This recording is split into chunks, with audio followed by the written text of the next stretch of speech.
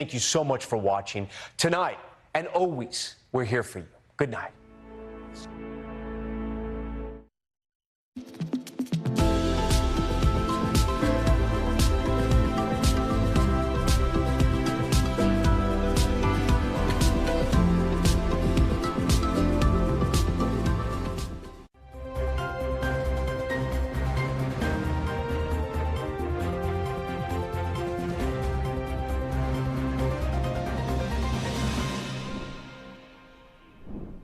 Half a day, I'm Mitsuki Hirayama. You're watching KUAM News Weekend Edition. Thanks for joining us. Well, as campaign efforts around the island become more prominent, the people of Guam have their opinions on what's been done and what has to change. KUAM intern Irie Kidigwa has more. From billboards to village campaign events, candidates are making their presence and messages known on the island and to its people. But are these efforts making the desired impact? Here's what Guam residents have to say. It's okay because sometimes we don't know the personality of the candidates. Right. So we need to see them. As the candidates' faces are being seen, residents may need more than that to make their decisions. For now, I'm not yet decided. As for the matter of whether or not candidates are getting their desired messages across, there is some uncertainty within the community. Are candidates doing enough? George, a local resident, shares his thoughts. For instance, the Josh and Tenorio, they had their thing on the weekend, Friday and Sunday. It wasn't really such a big impact, so it wasn't noticeable or anything like that. I think they should show more initiative in the people, like being there rather than just being behind the camera or something, I think it's best if they just go reach out to everybody. Some residents see the billboard campaign efforts as hazardous. Should candidates consider putting their campaign efforts into other strategies? Tony Lucis shares his thoughts. The billboards blocking the driveway or intersections. Right. There's a few of them that are really blocking the intersection, and it's a hazard for drivers. Discourages me from voting for them because they should have an understanding of safety. But beyond the billboards, Lucis believes there is more that needs to be done to improve their appeal to the people. They make a lot of promises, but a lot of times after a few months, they forget. So they really need to, when they say something, they mean it, and don't lie. I see a lot of politicians lying. It's sad to say. Military resident AJ Damata has thoughts on what he'd like to see candidates contribute to the community while stationed on the island.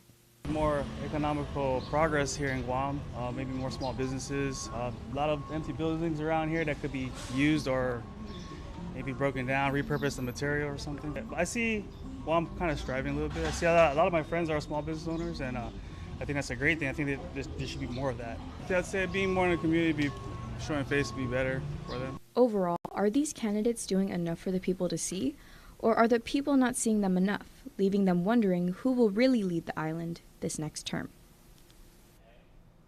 Students across Guam's public schools could soon see healthier food choices on campus. The Guam Education Board has approved updates to its Food and Nutrition Services Management Policy aimed at strengthening student wellness and promoting healthier school environments. The revised policy adopts the U.S. Department of Agriculture's Smart Snack Standards, which apply not only to school breakfast and lunch programs, but also to foods and drinks sold through student stores, vending machines, fundraisers, and other school-sponsored activities. The changes will also influence school celebrations and food-related events, encouraging healthier options throughout the school day. GDOE says updated operating procedures will be provided to schools to help implement the new standards, creating a more consistent and health-conscious food environment across all campuses. Now, education officials say the goal is simple: to ensure students have access to nutritious choices that support learning, growth, and long-term healthy habits. The Department of Public Health and Social Services is advising applicants of the Food Loss Affidavit program that disapproval notices will be mailed out this week. The temporary program was launched in the aftermath of Typhoon Sinlaku to help eligible SNAP households that experienced food losses beyond the replacement benefits already provided through the automated mass replacement program. Applications were accepted from May 11 through May 14. Public Health says notices were originally expected to be sent on May 22nd, but additional time was needed to verify case information, correct mailing address discrepancies, and complete final quality control reviews. Those reviews have now been completed, and all disapproval notices are expected to be mailed this week. Applicants with questions can contact the SNAP Disaster Call Center for more information. In other news, the Northern California Chamorro Club bringing the culture of the Marianas to life in one small town in a Golden State. KUAM contributing correspondent Nick Delgado has the story. A beautiful and nice warm day right here in Vacaville, California to celebrate the Holiday in the Park event. It's definitely some holiday vibes and the island spirit all around. Let's check it out. The barbecue on the grill, scores of attendees braving the summer heat to fill their appetites with a familiar taste. We have our community come out to see the Island Way, the Chamorro Way, where our roots come out. Vic Pangilinan is the vice president of the Northern California Chamorro Club. Here we have plenty of chamorros out here, and this is our way of showing our gratitude and of the island. And we.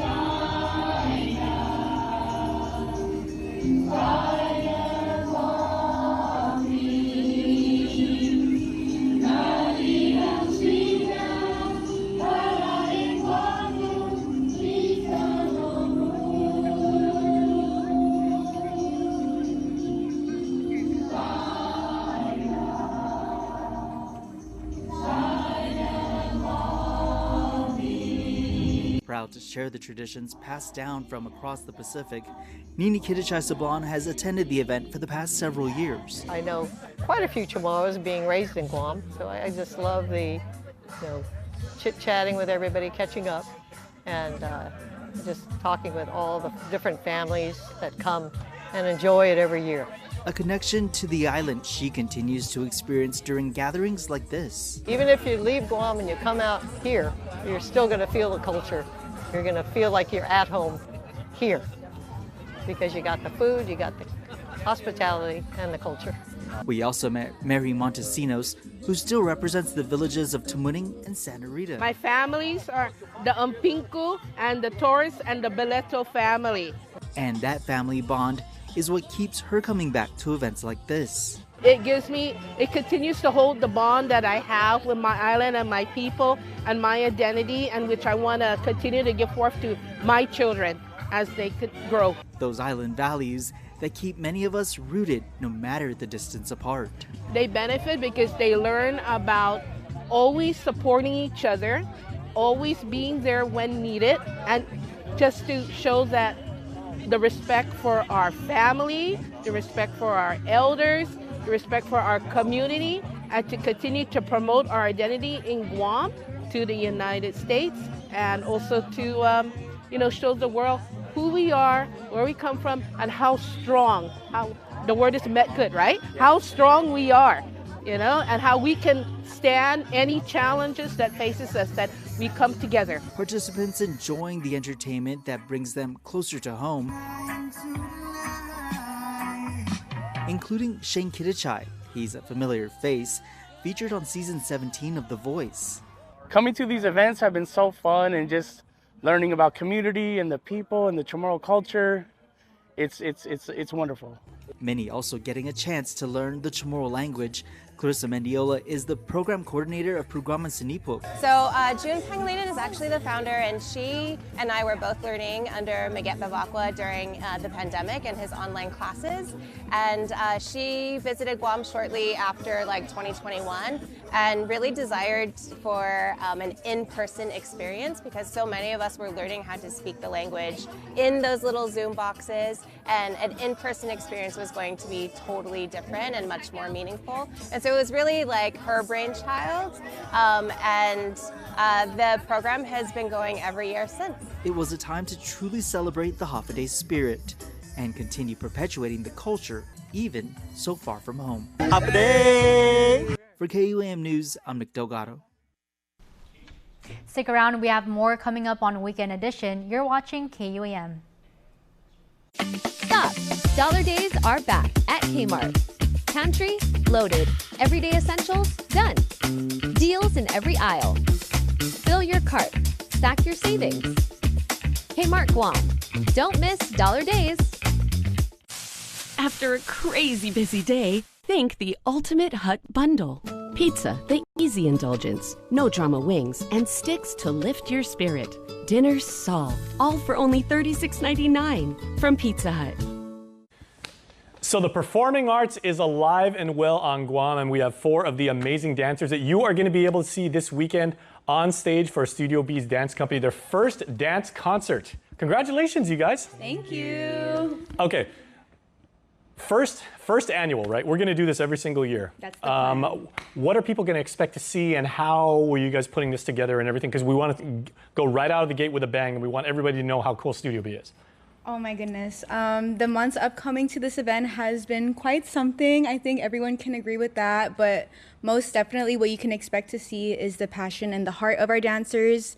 They've really been working hard towards this event, and I'm excited for that to reflect on stage and for everyone to see that. Okay, now there are so many, sir, styles of dance. You know, there's hip hop, slam, interpretive, jazz, tap and everything like that. What is your dance company really like, your signature moment, and what is the experience that people are going to take away from it? Oh, for our dance styles, we teach a variety of dance styles, so we're expecting that at our concert. So that's hip hop, contemporary, lyrical, jazz, ballet. Yeah, anything to add? No. Okay, what are the age ranges there of the dancers that get involved? Oh, our youngest would be 3 years old. Yeah.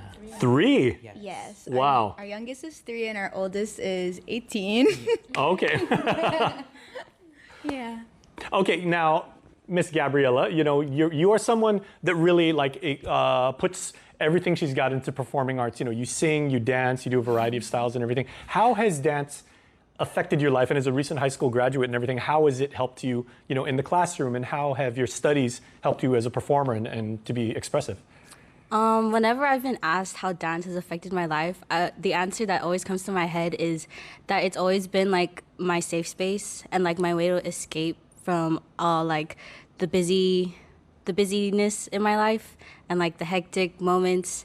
Dance is like my breath of fresh air, and being a recent high school graduate, I feel like dance is gonna help me explore what I want to do in the next part of my life, especially since I'm going off island for college.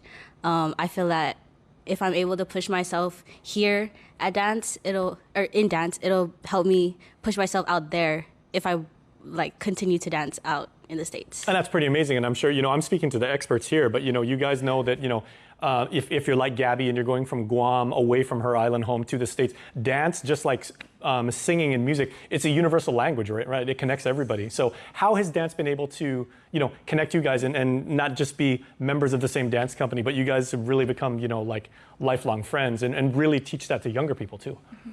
So we all grew up dancing together before Studio B at a studio called Fusion that closed. So dance has basically, at least for me, I grew up being really shy. So dance was a way for me to make friends, and not just friends, but like family. And I think basically the team that we built at Studio B is very welcoming, and you can tell when you walk in that everyone there is just there to love and support each other. Yeah.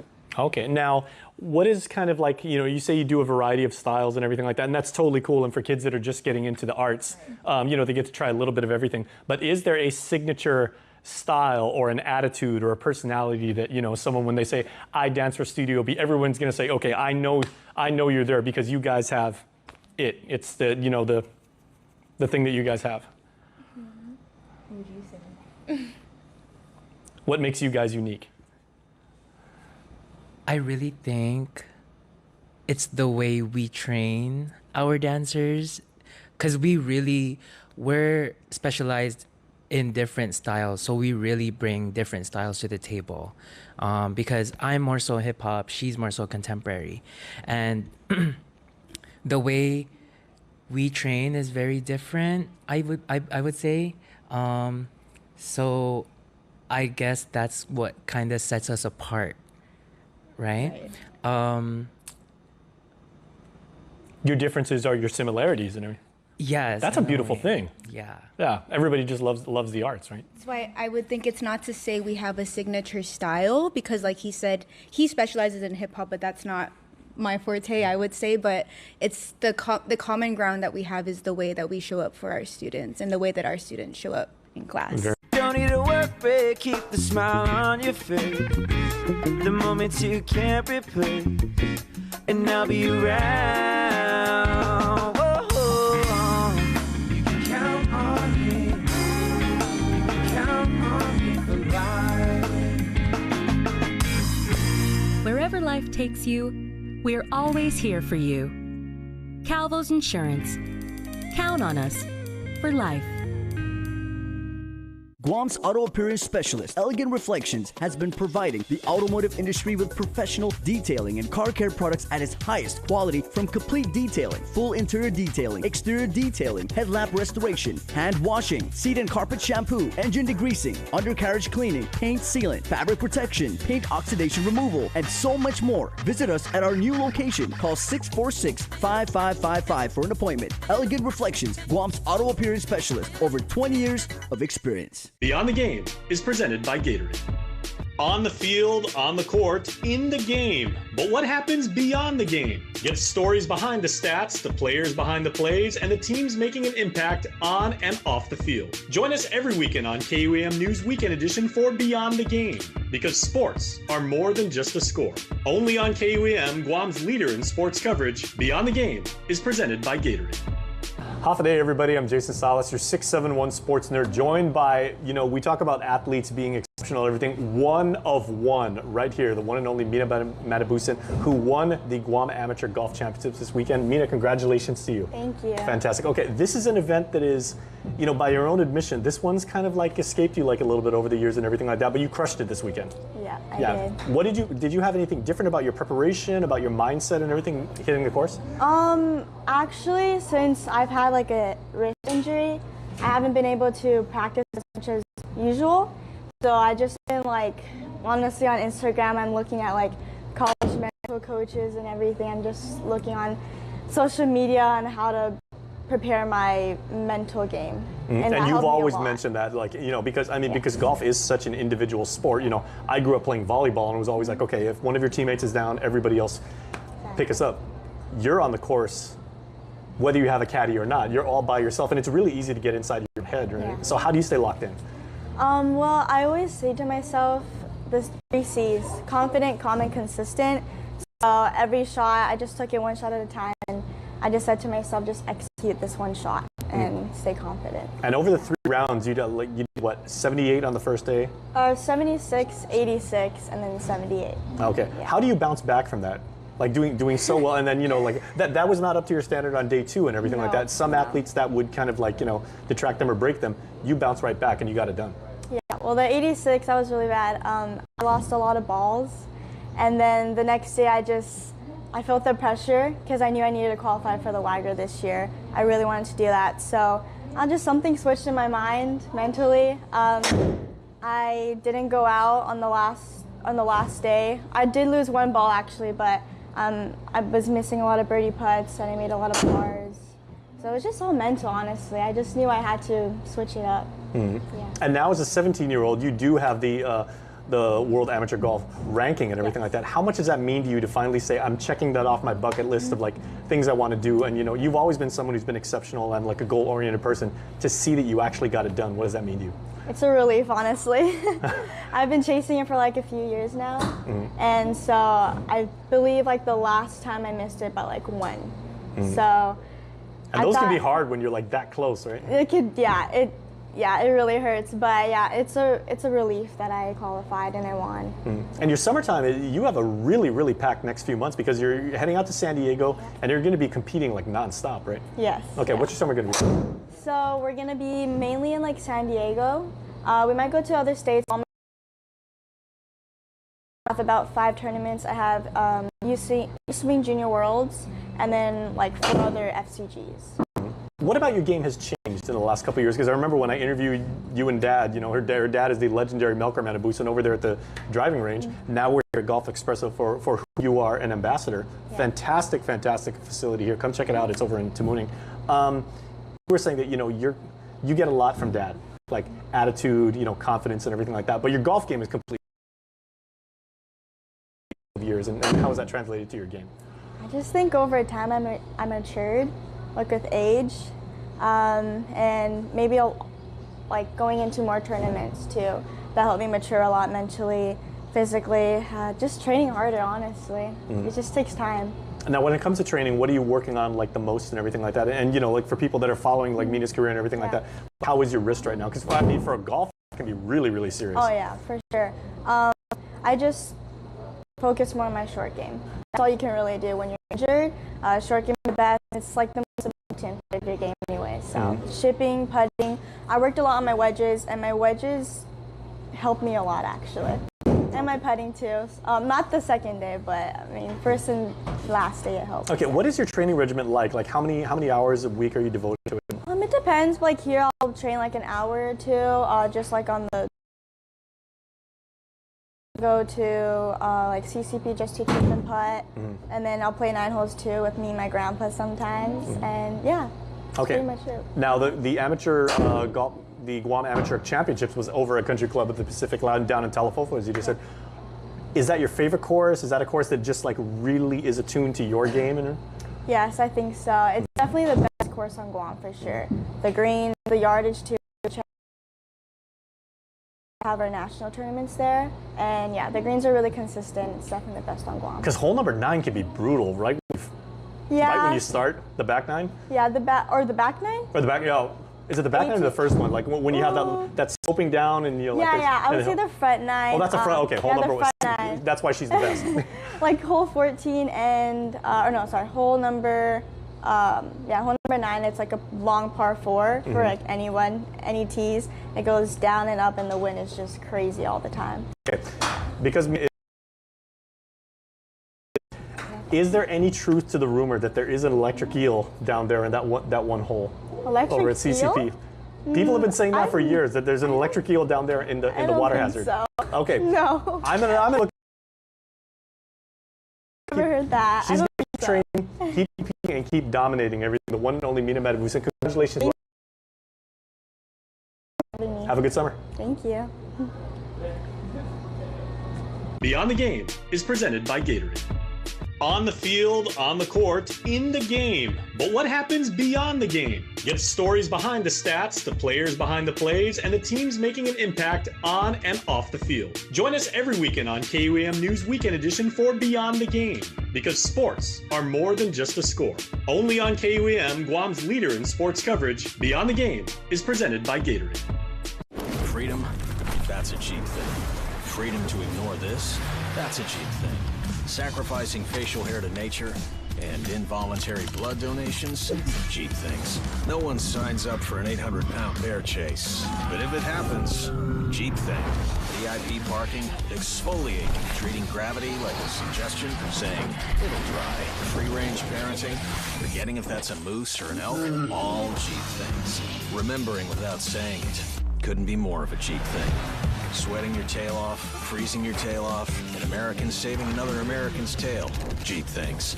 Making a cheap vehicle for only people with cash like him? Not a cheap thing. Or confusing capability with unaffordability?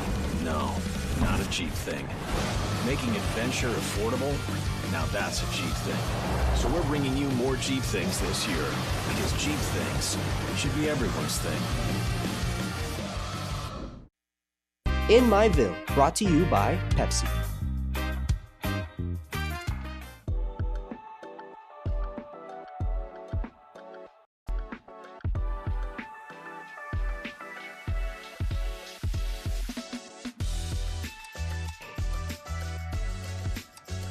Of a day, welcome to Paulino's store.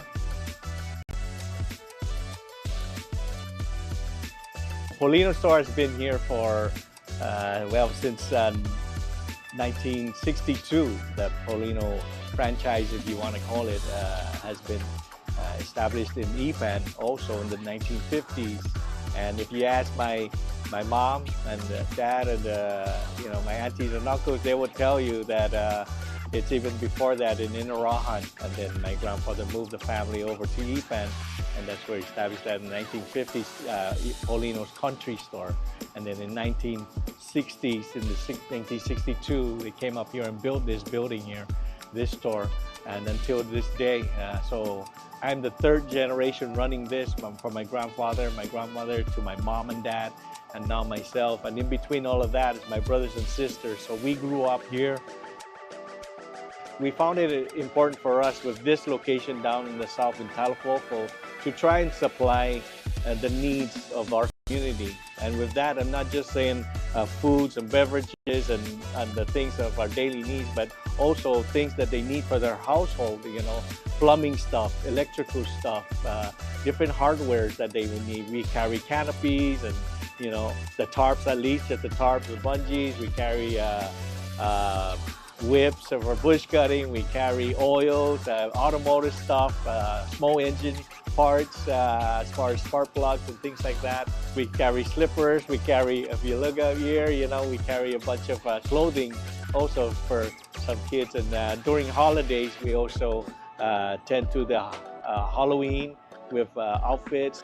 So we try our best as a community store, a convenient store, a Polino store. We try to provide for the customers' needs, and when they ask us the things they need, we try our best to bring it in here and be able to sell it to them. And just again, providing for our community, and that's what it's all about. And if you're talking about our daily stuff, it's fun because we tend to our local, so we try to, food. You can't go wrong with food, right? So you try to bring that in. We got our pastis, we got our donuts, we got our empanadas, we got chicken kelagwis, we got our musubis, and all our different stuff. But we all get that from just the locals here, So we try our best to help the locals out, to sell their products and just make it a community vibe, where they always ask, where's this from? But they're just so happy when it's coming from their own folks here. And their talents in making these stuff. But again, we are just honored to be here to serve this community and provide for this community. Polino store and the name, it comes from more than me. So I am so fortunate to be able to run this business with my wife, Angie, and just to keep it going, keep that Polino store name going. But we are so blessed to be part of this community, this Talofofo, God's country. With that, we are thankful and grateful for everything, and we know that God gives everything, so we want to take care of what He's given us and give it all back to the community and just do our best, because everything is better with Pepsi. In Myville, brought to you by Pepsi. And now here's your Cold Stone Creamery Birthday Club shout-out sent to us on KUAM.com. It's Island weekend, everybody, and Island birthday parties are the best, especially when they're on a Saturday, and we hope that Frankie William Pareto Blas is having a happy birthday party. So happy blessed birthday, Frankie boy. Say Mom, Vince, and your Pareto family over in Jotnya. And I always got to say this, and they insist on it, Jotnya rules, and we hope you have a good birthday party. Michelle Chaco, happy golden celebration to Michelle, a vibrant soul loved by so many. Here's to a golden milestone and even more beautiful chapter ahead. You are proof that life gets better with age, and everyone says we love you. Want to wish your special someone a happy birthday? Just click the QR code here on your screen or email birthdayclub@kuam.com. That's going to do it for us here on Weekend Edition. Visit KUAM.com or follow us at KUAM News on social media for the latest news. For now, I'm Mitsuki Hirayama. We close out with those of you who submitted your father figures who make a difference in your lives. This father figure moment is brought to you by Shell. Go well, go Shell. An Enterprise Rent-A-Car. Here for it.